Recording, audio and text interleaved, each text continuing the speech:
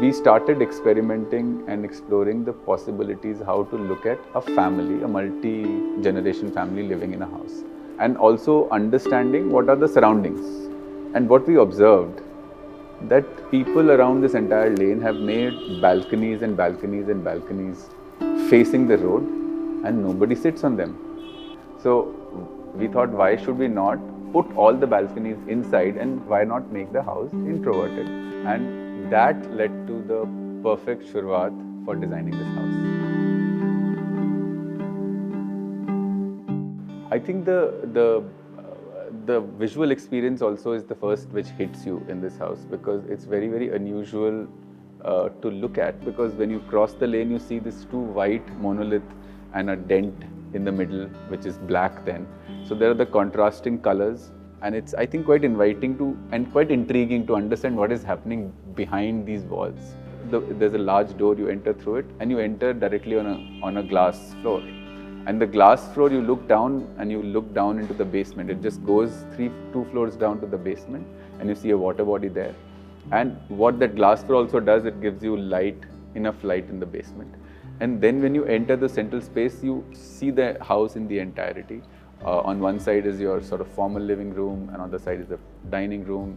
The entire floor, that entire floor is completely non-residential. There are no bedrooms on that floor. There's kitchen, there's family area, and there is living room and this dining room. And then as you move up, various bedrooms are arranged at the back, the master bedrooms.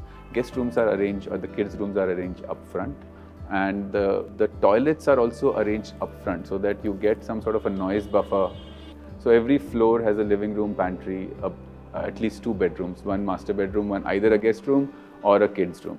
So that's how it's arranged. And the top floor right now is purely a guest room. And then on the topmost floor is a terrace garden.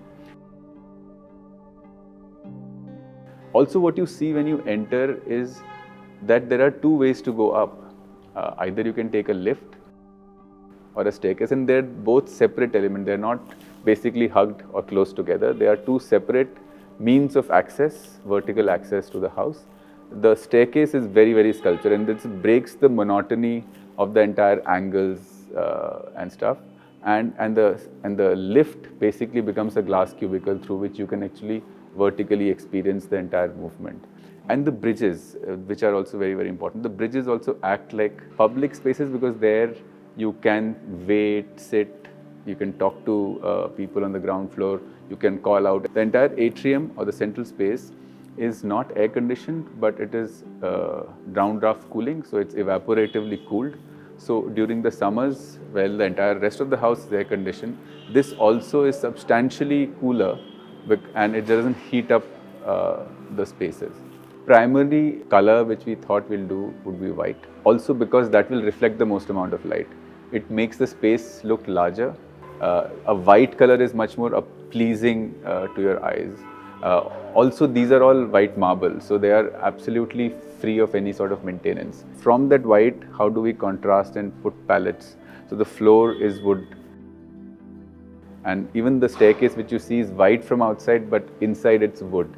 So you get a hint of a wood color. And so wooden color, black and white are the three sort of main palettes which are used architecturally. And we're trying to experiment how to use the negative space positively.